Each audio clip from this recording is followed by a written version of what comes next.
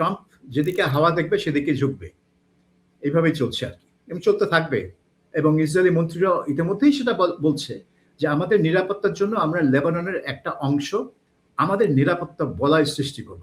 অর্থাৎ লেবাননের একটা অংশ 15% 20% জমি তারা দখল করে রাখবে, এবং দখল করে রাখবে স্থায়ীভাবে। যেদিকে ট্রাম্প যাবে সেদিকেই পাল্লাটা ভারী হবে। তার যুদ্ধ শুরুর আগে উন্মুক্তি ছিল, কারো নিয়ন্ত্রণ ছিল না, এবং ইরানের এই নিয়ন্ত্রণ এসেছে তার কারণে। এখন ট্রাম্প দুইটার মানে দুই নৌকার মাঝখানে আছে, বা দুই নৌকায় পা দিয়েছে সে। ইরানের সাইডে যেই এলাকা, এই প্রণালীর যে অংশটা, সেটা পুরোপুরি ইরানের নিয়ন্ত্রণে থাকবে, এবং সেখানে তারা টোল আদায় করবে। যে বর্তমানে প্রযুক্তি বিশ্বকে নিয়ন্ত্রণ করে কয়েকটি আমেরিকান কোম্পানি।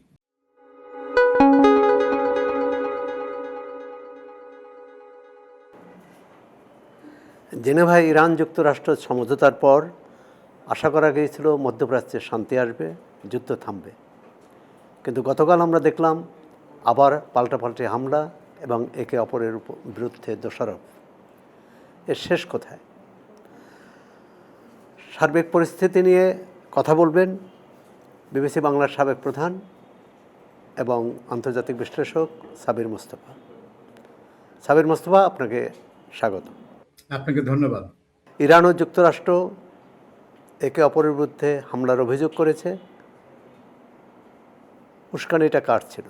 আমার মনে হয় এখানে কেউ উস্কানি দিয়েছে বা উস্কানি দেওয়ার ইচ্ছা ছিল সেরকম না। একটা জাহাজ, মানে ইরান যেটা দাবি করছে যে তাদের সাথে কোঅর্ডিনেট না করে, সমন্বয় না করেই একটা জাহাজ ওই হরমুজ প্রণালী দিয়ে যাচ্ছিল, এবং তাদের দাবি হচ্ছে যে প্রতিটা জাহাজকেই তারা যেতে দিবে, কিন্তু এটা তাদের সাথে সমন্বয় করে যেতে হবে। কিন্তু এই জাহাজটা ওই ওমানের দিক থেকে চলে যাচ্ছিল, সেই জন্য তারা সেখানে হামলা করেছে। আর যুক্তরাষ্ট্রের কথা হচ্ছে যে এটা যে বর্তমান যে যুদ্ধবিরতি চুক্তি আছে দুই দেশের মধ্যে বা সমঝোতা আছে, সেটার একটা লঙ্ঘন, এবং সেই জন্য তারা ইরানের উপর হামলা চালিয়েছে। অর্থাৎ এইটা হচ্ছে আপনার একদিকে যেরকম আস্থার অভাব, একে অপরকে প্রচন্ড সন্দেহের চোখে দেখছে ইরান এবং যুক্তরাষ্ট্র, অন্যদিকে অবিশ্বাস করছে, এবং অন্যদিকে আপনার হরমুজ প্রণালীতে কৃতিত্ব, মানে কৃতিত্ব না তো কর্তৃত্ব প্রতিষ্ঠার যে একটা ঠান্ডা বা মানে ছায়া লড়াই চলছে এখানে, সেটার একটা বহিঃপ্রকাশ। আমেরিকা চাচ্ছে যে সব জাহাজ যাবে, ইরানের সাথে কোনো কোঅর্ডিনেট করার প্রয়োজন নেই, কারণ এটা ইরানের নিয়ন্ত্রণে না। আর ইরান ইনসিস্ট করছে যেটা তাদের নিয়ন্ত্রণে, তাদের সাথেই কোঅর্ডিনেট করে যেতে হবে। কাজেই এখানে একটা শক্তির লড়াই চলছে, এবং এই ধরনের টুকিটাকি হামলা পাল্টা হামলা চলতেই থাকবে যতদিন না এই বিষয়টা একেবারে একটা মূল শান্তি চুক্তিতে পরিষ্কারভাবে উল্লেখিত হবে। আমার মনে হয় না দুই পক্ষের কোনো পক্ষই পূর্ণ মানে আগের মতো সেই 40 দিনের যুদ্ধের মতো পুরোদমে যুদ্ধ শুরু করার কোনো ইচ্ছা তাদের কারো আছে। ক্ষমতা থাকলেও দুজনের ক্ষমতা আছে ওই পুরনো যুদ্ধে ফিরে যেতে, কিন্তু ইচ্ছা নেই, কারণ অনেক কিছু হয়ে গেছে এর মধ্যে। তারা মনে করছে যে একটা সমঝোতা মানে স্মারক সই করেছে, সেখানে অনেক কিছু মোটামুটি একমত হয়েছে তারা, সেটাকে এগিয়ে নিয়ে যেতে হবে এবং একটা পার্মানেন্ট একটা শান্তি চুক্তি করতে হবে। কিন্তু সেটার পথে বিশ্বাস অবিশ্বাস, তারপরে ট্রাম্প প্রশাসনের ভেতরেও কিছু মানে মতবিরোধ আছে। যেমন জেডি ভ্যান্স, তিনি এই আলোচনাটা নেতৃত্ব দিচ্ছেন যুক্তরাষ্ট্রের পক্ষ থেকে, কিন্তু অন্যদিকে যে পররাষ্ট্রমন্ত্রী মার্কো রুবিও, তিনি আবার অন্য পথে যাচ্ছেন। তিনি কিন্তু মোটেই পছন্দ করছেন না জিনিসটা, যদিও তিনি মুখ ফুটে বলতে পারছেন না। তিনি এখন লেবাননের চেষ্টা করছেন অন্য একটা ঘটনা ঘটানোর জন্য। কাজেই এই দুজনের দ্বন্দ্ব, মাঝখানে আছে ট্রাম্প যেদিকে হাওয়া দেখবে সেদিকে ঝুঁকবে, এইভাবেই চলছে আর কি, এবং চলতে থাকবে। অন্যদিকে ইসরায়েল এবং লেবাননের মধ্যেও একটা সমঝোতা সই হয়েছে, স্বাক্ষর হয়েছে, এবং সেখানে দেখা গেছে তারা যুদ্ধ চালাবে না, কিন্তু লেবাননে তো হামলা চলছে। ইসরায়েল তাদের ড্রোন এবং বোমা হামলা অব্যাহত আছে। যদি লেবাননের যুদ্ধ বন্ধ না হয়, তাহলে ইরান এবং যুক্তরাষ্ট্রের মধ্যে যে শান্তি চুক্তি, সেটা কতটা কার্যকর হবে? এখানে হচ্ছে আরেকটা খেলা, কারণ ইরান বলে দিয়েছে যে ইসরায়েল যতদিন হামলা চালাবে তারা এই সমঝোতা স্মারক নিয়ে আর এগোবে না, আলোচনাই করবে না, সেরকম একটা হুমকি ইরান দিয়েছে। এখন এটা হচ্ছে মার্কো রুবিওর কাজ। মার্কো রুবিও যেটা করেছে, লেবানন সরকার এবং ইসরায়েলকে একসাথে বসিয়ে একটা সমঝোতা স্মারক সই করেছে, এখন দেখুন সমঝোতা স্মারকের লক্ষ্যটা কি? লক্ষ্যটা হচ্ছে ইসরায়েলি বাহিনীকে লেবানন থেকে চলে যাওয়ার কিন্তু মূল লক্ষ্য না এখানে। লক্ষ্যটা হচ্ছে হিজবুল্লাহকে নিরস্ত্র করা। কারণ এখানে লেবানন সরকারের উপর দায়িত্ব দেওয়া হয়েছে যে তারা তাদের সেনাবাহিনী দিয়ে লেবাননের যেসব অংশ হিজবুল্লাহদের দখলে আছে সেসব অংশ তারা নিয়ন্ত্রণে নেবে এবং হিজবুল্লাহকে নিরস্ত্র করবে। এবং যখন ইসরায়েল নিশ্চিত হবে যে হিজবুল্লাহকে নিরস্ত্র করা হয়েছে, তখনই সে লেবানিজ অঞ্চল থেকে, ভূমি থেকে তাদের দখলদারিত্ব তুলে নিয়ে যাবে। কিন্তু এর মধ্যে কিন্তু আরেকটা জিনিস আছে যে ইসরায়েল কখনো মনে করে না যে শান্তি চুক্তি তার জন্য মানে কার্যকর হয়। ইসরায়েল যখনই মনে করবে আমার অমুক জায়গায় হামলা করা দরকার, তমুককে খুন করা দরকার, সে সেটা করে বসে। সে কিন্তু কোনো যুদ্ধবিরতি চুক্তি ফুক্তি তোয়াক্কা করে না। এবং এই সমঝোতা কিন্তু সেরকম একটা ফাঁক ফোকর রেখে দেওয়া হয়েছে। অর্থাৎ ইসরায়েল চাইলেই তার অভিযান চালিয়ে যেতে পারবে। অন্যদিকে লেবানিজ সেনাবাহিনীকে বিভিন্ন এলাকায় গিয়ে হিজবুল্লাহকে নিরস্ত্র করতে হবে, যেটা লেবানিজ সেনাবাহিনীর পক্ষে সম্ভব না। কারণ ওটা করতে গেলেই লেবাননে আবার একটা গৃহযুদ্ধ শুরু হয়ে যাবে। এবং গৃহযুদ্ধ যদি শুরু হয়ে যায় তাহলে লেবাননের যে দখলদারিত্ব ইসরায়েলের যে দখলদারিত্ব দক্ষিণ লেবাননে, এইটা একদম পাকাপোক্ত হয়ে যাবে। কারণ ইসরায়েল তখন বলবে, এবং ইসরায়েলি মন্ত্রীরা ইতিমধ্যেই সেটা বলছে, যে আমাদের নিরাপত্তার জন্য আমরা লেবাননের একটা অংশ আমাদের নিরাপত্তা বলয় সৃষ্টি করব। অর্থাৎ লেবাননের একটা অংশ 15% 20% জমি তারা দখল করে রাখবে, এবং দখল করে রাখবে স্থায়ীভাবে। কাজে এইটা যখন চলতে থাকবে তখন তো ইরানের সাথে যে আমেরিকার যে সমঝোতা চলছে সেটা তো ক্ষতিগ্রস্ত হবেই, সেটা তো বাধাগ্রস্ত হবেই। কাজে মার্কো রুবিও কিন্তু এসব জেনেই তিনি এই কাজটা করছেন। লেবাননের সাথে ইসরায়েলের একটা আলাদা চুক্তি, যেটা আমেরিকার সাথে ইরানের চুক্তির উপর একটা নেতিবাচক প্রভাব ফেলতে পারে। আচ্ছা, যুদ্ধ তো হলো বেশ কয়েক মাস ধরে চলছে এখানে, এবং ইরানের সাথে হিজবুল্লাহ সরাসরি এখন যোগাযোগ তো থাকার কথা না। হিজবুল্লাহ তারা যে প্রতিরোধ গড়ে তুলছে, অস্ত্র কোথা থেকে পাচ্ছে এই অস্ত্র মুহূর্তে? অস্ত্র তারা অনেক অস্ত্র তারা নিজেরাই তৈরি করে। বিশেষ করে তাদের যে ক্ষেপণাস্ত্রগুলো আছে, তো ইরানি ডিজাইন, হয়তো ইরান থেকে সরঞ্জাম আসে বিভিন্ন রাস্তায়। আগে সিরিয়ার ভেতর দিয়ে আসতো, তো এখন সেটা পারে না, কারণ সিরিয়া যেহেতু বাশার আল আসাদের সরকারের পতনের পর যে নতুন সরকার ক্ষমতায় এখন, তারা ইরানকে পছন্দ করে না। তারা আমেরিকার সাথে সমঝোতা করেছে, সৌদি আরব, কাতার, এদের সাথে তারা বন্ধুত্ব করছে, এবং তুরস্ক, এবং তারা আর কি ইরানের এই কাজটা তারা বাধা দিচ্ছে। কিন্তু তারপরেও সরঞ্জাম আসছে, এবং হিজবুল্লাহ তাদের অস্ত্র ভান্ডার শুধু রক্ষা করতে পারেছে তাই না, অস্ত্র ভান্ডার তারা আরেকটু সম্প্রসারও করতে পেরেছে, বাড়াতে পেরেছে, যে জন্য তাদের একটা ক্ষমতা আছে এখনো ইসরায়েলের উপর হামলা চালানো। এছাড়া হিজবুল্লাহ এখন অন্য একটা ট্যাকটিক্স মানে ইউজ করছে। তারা এখন ওই দূরপাল্লার বা মাঝারি পাল্লার ক্ষেপণাস্ত্র ব্যবহার না করে ছোট ছোট ড্রোন ব্যবহার করছে, যেগুলো দিয়ে আপনার তারা ওই লেবাননের ভেতরে যেসব ইসরায়েলি বাহিনী আছে তাদের এক একটা ট্যাঙ্ক বা এক একটা সাঁজোয়া গাড়ি লক্ষ্য করে এই ড্রোন দিয়ে হামলা করছে, যেটা ইসরায়েলিরা মোকাবেলা করতে পারছে না। এবং সেটাই ইসরায়েলের জন্য সবচেয়ে বড় হুমকি হয়ে দাঁড়িয়েছে, যে লেবানিজ জমি তারা দখল করে রাখতে পারবে না এই কারণে যে এই ছোট ছোট ড্রোন ব্যবহার করেই হিজবুল্লাহ কিন্তু ইসরায়েলকে লেবাননের ভিতর কাবু করতে পারবে। এবং ইসরায়েল সেটা জানে, সেজন্যই তারা ইনসিস্ট করছে যে লেবানিজ সেনাবাহিনীকেই এই হিজবুল্লাহকে নিরস্ত্র করতে হবে। এবং সেটা করতে গেলে, যেটা আগে বলছিলাম, একটা গৃহযুদ্ধের আশঙ্কা সৃষ্টি হবে। আপনি বলছিলেন যে এই চুক্তি নিয়ে মার্কিন প্রশাসনের মতভেদ আছে, মতবিরোধ আছে। কোন কোন দিকের পাল্লাটা ভারী? মানে এখন ইরানের সাথে যে শর্তে তারা চুক্তি করেছে এর পক্ষে না এর বিপক্ষে? পাল্লাটা ভারী কোন দিকে? এখন ব্যাপার হচ্ছে যে পাল্লাটা যেদিকে ট্রাম্প যাবে সেদিকেই পাল্লাটা ভারী হবে। এখন ট্রাম্প দুই নৌকার মাঝখানে আছে, বা দুই নৌকায় পা দিয়েছে সে। একটা হচ্ছে সে চাচ্ছে যে এই সমঝোতা স্মারকের প্রেক্ষিতে একটা স্থায়ী শান্তি হোক, কারণ সে ওই যুদ্ধ থেকে নিজেকে বের করতে চাচ্ছে। কিন্তু তাকে জনগণকে দেখাতে হবে যে সে একটা কিছু অর্জন করেছে, যেটা আমি অনেকদিন ধরে বলছি, যে ট্রাম্পকে একটা বিজয় বা কিছু একটা দেখাতে হবে।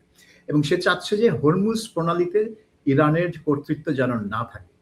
এইটুকু যদি সে দেখাতে পারে যে হরমুজ প্রণালী আমি উদ্ধার করে নিয়েছি ইরানিদের কবল থেকে, সো তখন সে বলতে পারবে যে এই চুক্তির মাধ্যমে আমি হরমুজ প্রণালীকে একদম উন্মুক্ত করে দিয়েছি। যদিও এই প্রণালী তার যুদ্ধ শুরুর আগে উন্মুক্তি ছিল, কারো নিয়ন্ত্রণ ছিল না, এবং ইরানের এই নিয়ন্ত্রণ এসেছে তার কারণে। তো যাই হোক, তিনি চাচ্ছেন যে এইটা যেন পান, আর সেজন্য তিনি অন্যদিকে ইসরায়েলের সাথে লেবাননের সমস্যাটা যদি আলাদাভাবে করা যায়, যেটা মার্কো রুবিও করার চেষ্টা করছে, সেটা তো তার সমর্থন আছে। কাজেই তিনি এখন একটা কি বলবো, দোদুল্যমান অবস্থায় আছেন, যার ফলে জেডি ভ্যান্স বা মার্কো রুবিও কার পাল্লা বেশি ভারী সেটা বলা মুশকিল। যদিও জনমতটা জেডি ভ্যান্সের পক্ষে থাকবে, যেহেতু তিনি ইরানের সাথে যুদ্ধটা শেষ করার জন্য কাজ করছেন। মার্কো রুবিও সেইভাবে কিন্তু জনসমর্থন পাচ্ছেন না, সেটা বোঝা যাচ্ছে। হরমুজের নিয়ন্ত্রণ নেওয়ার জন্য যুক্তরাষ্ট্র তো ওমানের সঙ্গেও কথাবার্তা বলেছিল, এবং ওখানে ভৌগোলিক অবস্থানটা এমন যে ওমান ইরান না চাইলে হরমুজ দিয়ে জাহাজ চলাচল সম্ভব নয়। তো শেষ পর্যন্ত যুক্তরাষ্ট্র ওই উদ্যোগ তো ভেস্তে গেছে। এখন পুরো নিয়ন্ত্রণ ইরানেরই, যে কারণে দেখা গেল যে তাদের অনুমতি ছাড়া জাহাজ যাচ্ছিল এবং সেই জাহাজের উপর তারা হামলা করেছে। ভবিষ্যতে তো ইরানেরই নিয়ন্ত্রণ থাকবে হরমুজের উপর। ইরান যেটা করার চেষ্টা করছে, ইরানও কিন্তু ওমানের সাথে কথা বলছে। ইরান চায় যে ইরান এবং ওমান দুজনে মিলে একটা নিয়ন্ত্রণ ব্যবস্থা পরিচালনা করবে। সে কিন্তু বলছে না যে শুধু আমিই নিব এটা, সে কিন্তু বারবার বলছে যে এটা ওমানের সাথে সমঝোতা করে এটা করা হবে। তাহলে হবে কি, তাহলে ওই অঞ্চলের দেশগুলোরও একটা মানে সে থাকবে, একটা একটা জায়গা থাকবে যেখানে তারা কোনো মতামত দিতে পারে। কিন্তু মূল কথা হচ্ছে যে ইরানের সাইডের যেই এলাকা, এই প্রণালীর যে অংশটা, সেটা পুরোপুরি ইরানের নিয়ন্ত্রণে থাকবে এবং সেখানে তারা টোল আদায় করবে। কিন্তু ওমানের সাথে শত্রুতা চায় না ইরান, কারণ ওমান কখনোই ইরানের সাথে শত্রুতা সুলভ আচরণ করেনি। কাজে ইরানও চাইছে যে ওমানকে সাথে নিয়ে কাজটা করতে, যাতে ওমানের সাথে যে তাদের মিত্রতা সেটা কোনোভাবেই ক্ষুণ্ণ না হয়, যেটা আপনার কাতার, আমিরাত, বাহরাইন, কুয়েত এদের সাথে হয়েছে। সো একটা মিত্র প্রয়োজন ইরানের। কাজে আমার মনে হয় যে এই নতুন ব্যবস্থা, যেটা ইরান বলছে এখানে নতুন ব্যবস্থা হবে, এটা পুরনো ব্যবস্থায় ফিরে যাবে না, সেটা তারা ওমানকে সাথে নিয়েই করতে চাচ্ছে।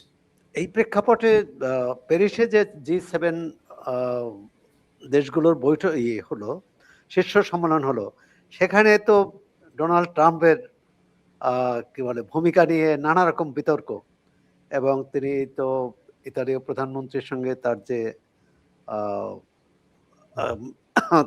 যে করমর্দন এবং তিনি যে মন্তব্য করেছেন, এবং পরবর্তীকালে তো তাদের পররাষ্ট্রমন্ত্রী যুক্তরাষ্ট্রে যাওয়ার যে সিদ্ধান্ত ছিল সেটি বাতিল করেছে।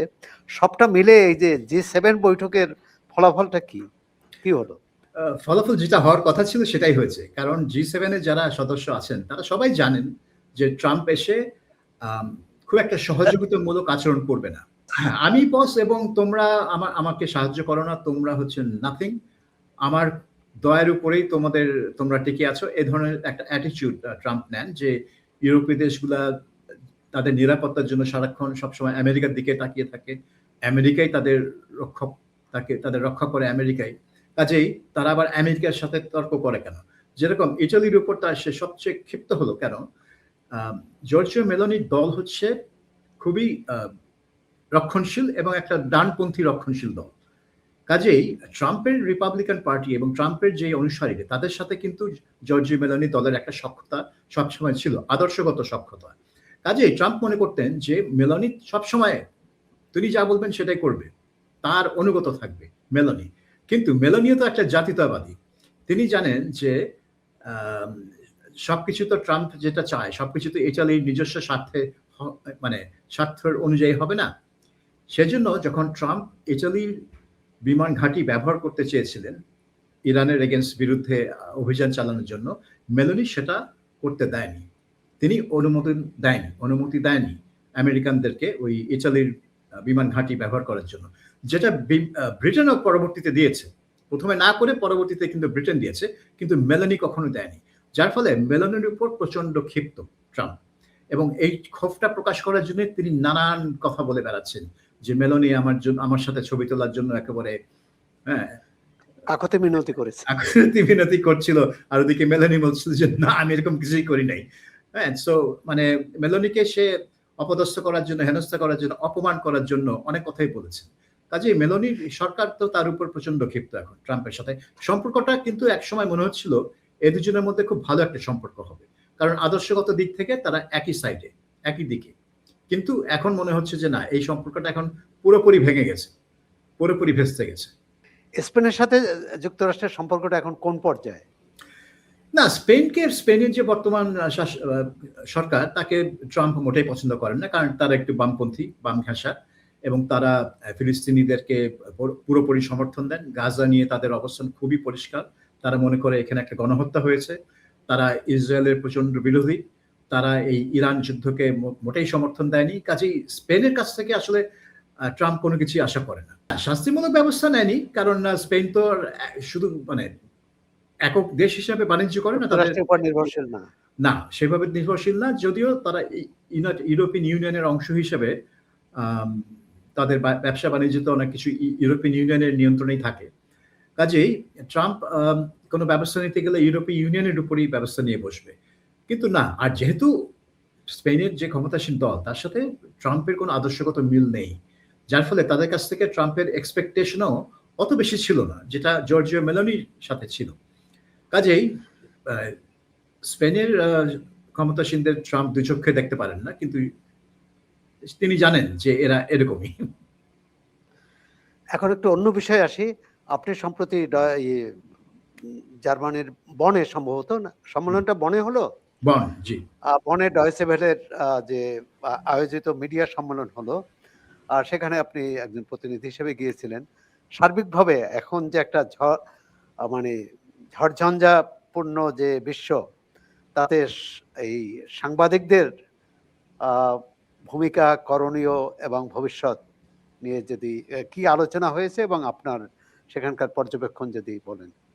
না, আলোচনা তো হয়েছে অনেক বিষয় নিয়ে, এবং একটা বড় ফোকাস ছিল যে এই সাংবাদিকতায় আপনার নতুন ডিজিটাল প্রযুক্তি, বিশেষ করে কৃত্রিম বুদ্ধিমত্তা, যেটাকে আমরা আর্টিফিশিয়াল ইন্টেলিজেন্স বলি, এআই, এই এআই এর প্রভাব কতটুকু পড়বে সাংবাদিকতায়, এবং সাংবাদিকরা কি এআই কে তাদের কাজে সহায়ক শক্তি হিসেবে ব্যবহার করতে পারবে, নাকি এআই হয়ে যাবে একটা খারাপ প্রভাব, কাজটা এমনভাবে এআই এর মানে পদ্ধতিতে চলে আসবে কিনা যেটা আর কি সাংবাদিকতাটাকে নষ্ট করে দিবে।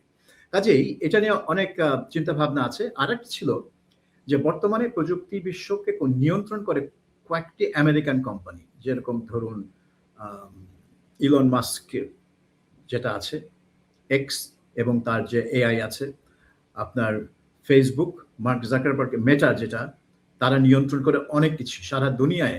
আপনার অপারেটিং সিস্টেম হয় অ্যাপেলের, নয় মাইক্রোসফটের যে মাইক্রোসফট 365 সেটা। তারপরে অ্যামাজন অনেকটা নিয়ন্ত্রণ করে অনেক কিছু দিয়ে। গুগল আরেকটা, তাদের সার্চ ইঞ্জিন পুরো বিশ্ব ডমিনেট করে, এবং তাদের এআই সেভাবে ডমিনেট করছে।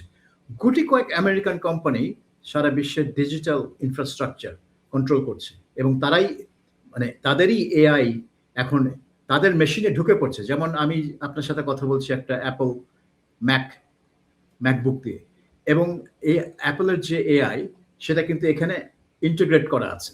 সো আমি কিন্তু বসলেই অ্যাপলের এআই আমি ব্যবহার করছি, মানে আমি চাই কি আর না চাই, আমি অ্যাপলের এআই ব্যবহার করছি। কাজেই এটাকে অনেকে একটা তাদের স্বাধীনতা, তাদের স্বাতন্ত্র্য নিয়ে একটু চিন্তিত, যে বিশেষ করে ইউরোপ যেভাবে কাজ করতে চায়, এবং যেখানে সংবাদপত্রের স্বাধীনতা বা গণমাধ্যমের স্বাধীনতা বলুন বা বাক স্বাধীনতা বলুন, ইউরোপ যেভাবে চিন্তা করে, এই আমেরিকান কোম্পানিগুলো হয়তো সেভাবে চিন্তা করবে না। কাজে ইউরোপে এক ধরনের পদ্ধতি চলছে যে ইউরোপ কিভাবে তার নিজস্ব ডিজিটাল ইনফ্রাস্ট্রাকচার গড়ে তুলতে পারে, আমেরিকান কোম্পানিদের বাদ দিয়ে না, কিন্তু পাশাপাশি, যাতে ইউরোপে একটা চয়েস থাকে। নিজস্ব সক্ষমতা শুধু এআই তে না, এআই ছাড়াও যে আপনার ডিজিটাল ইনফ্রাস্ট্রাকচার আছে, ইন্টারনেট ইনফ্রাস্ট্রাকচার আছে, সেখানে নিজেদের সক্ষমতায় তারা গড়ে তুলতে চায়, যাতে গুটি কয়েক আমেরিকান কোম্পানির উপর নির্ভর করতে না হয় তাদেরকে।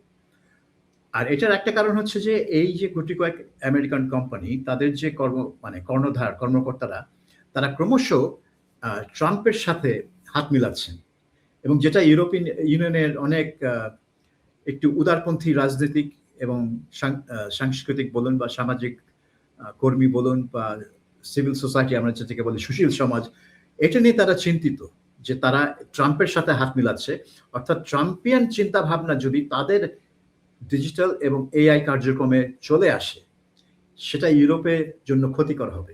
কিন্তু এর পাশাপাশি অ্যাকচুয়াল মানে নিউজ নিয়েও কিছু আলাপ হয়েছে, সেশন হয়েছে। যেমন ধরুন একটা খুবই ইন্টারেস্টিং সেশন ছিল যেখানে মধ্যপ্রাচ্যের যেই লড়াই, বিশেষ করে ইসরায়েল এবং হামাসের মধ্যে যে লড়াই গাজায়, সেটা এবং সার্বিকভাবে ইসরায়েল ফিলিস্তিনি দ্বন্দ্ব নিয়ে যে রিপোর্টিং হয় পশ্চিমা গণমাধ্যমে, সেটা কতটা বস্তুনিষ্ঠ বা নিরপেক্ষ হয় সেটা নিয়ে একটা আলোচনা ছিল, এবং আলোচনাটা খুবই খোলামেলা ছিল। এবং অনেক পশ্চিমা মিডিয়ায় কাজ করে এরকম লোকজন তাদেরই মিডিয়াকে সমালোচনা করেছে যে এখানে ফিলিস্তিনিদেরকে মানে একদিকে বলতে পারেন যে তারা চেষ্টা করে যে ইসরায়েলের সাথে সমানভাবে দেখাতে, কিন্তু আসলে তো সেটা বিষয় না, কারণ ইসরায়েল তো হচ্ছে দখলদারি শক্তি আর ফিলিস্তিনের হচ্ছে মানে দখলদারের কবলে আক্রান্ত শক্তি। আক্রান্ত। তো আপনি তো মানে দুইজনকে সমানভাবে ট্রিট করতে পারেন না, কারণ দুইজনের ক্ষমতা তো এক না। ইসরায়েলের হাতে সব ক্ষমতা, সেনা মানে সামরিক ক্ষমতা বলুন, অর্থনৈতিক ক্ষমতা বলুন, ডিপ্লোম্যাটিক ক্ষমতা বলুন, রাজনৈতিক ক্ষমতা বলুন, সব ইসরায়েলের হাতে। ফিলিস্তিনিদের হাতে কিছুই নেই, একদমই নেই। তো এই দুটাকে আপনি কিভাবে এক পাল্লায় মাপবেন? এটা মাপাই হচ্ছে ইমব্যালেন্স। তো এই নিয়ে অনেক অনেক আলোচনা হয়েছে। তো এগুলো এতই খোলামেলা এবং এতই কি বলবো যে জার্মান সরকারের অর্থায়নে চলে এই সংস্থা, কিন্তু এই পুরো সম্মেলনে দেখা গেল যে খুব সবাই মন খুলে আলোচনা করতে পারছে এবং তাদের পয়েন্ট করতে পারছে, বলতে পারছে। কাজে আমি বলবো যে এটা একটা খুবই ভালো, এটা প্রতি বছর হয় এই গ্লোবাল মিডিয়া ফোরাম, এবং এটা বোধহয় 19তম পর্ব গেল এই বছর। অনেক অনেক অনেক কিছুই জানার আছে, বোঝার আছে, শেখার আছে, এবং আপনি ওখানে গিয়ে বিভিন্ন দেশের সাংবাদিকদের সাথে পরিচিত হতে পারছেন। আপনার বিভিন্ন বিষয়ে যদি আপনাদের ইন্টারেস্ট মিলে যায়, সো সেটা আমার কাছে মনে হয় যে এটা জার্মান সরকারের কিছু ভূমিকা ছিল সেখানে, কিন্তু ভূমিকাটা ছিল দুই একটা মানে বাণী, মানে ভিডিও মেসেজ পাঠানোর মধ্য দিয়ে। কিন্তু আপনি যদি আলোচ্য সূচি দেখেন, কি ধরনের কথাবার্তা হয়েছে দেখেন, তাহলে বুঝবেন যে এখানে জার্মান সরকার সেভাবে কোনো প্রভাব মানে ফেলতে পারে নাই বা ফেলার কোনো চেষ্টাও করেনি। বিশ্ব এখন দুই ধরনের চ্যালেঞ্জের মুখে। গণমাধ্যমের ক্ষেত্রে যুক্তরাষ্ট্রের একক আধিপত্য, বিশেষ করে ডিজিটাল গণমাধ্যমে। অন্যদিকে যুক্তরাষ্ট্র ও ইসরায়েলের প্রত্যক্ষ সামরিক অভিযান, হুমকি। সমঝোতা চুক্তির পরও লেবাননে ইসরায়েলি হামলা থামেনি। আমরা আশা করি বিশ্ব এই চ্যালেঞ্জ মোকাবেলায় ঐক্যবদ্ধ হবে এবং মধ্যপ্রাচ্য স্থায়ী শান্তির দিকে যাবে। ধন্যবাদ সাবির মোস্তফা, এতক্ষণ চর্চার সঙ্গে থাকার জন্যে। আবারও আপনার সঙ্গে দেখা হবে। আপনাকেও ধন্যবাদ।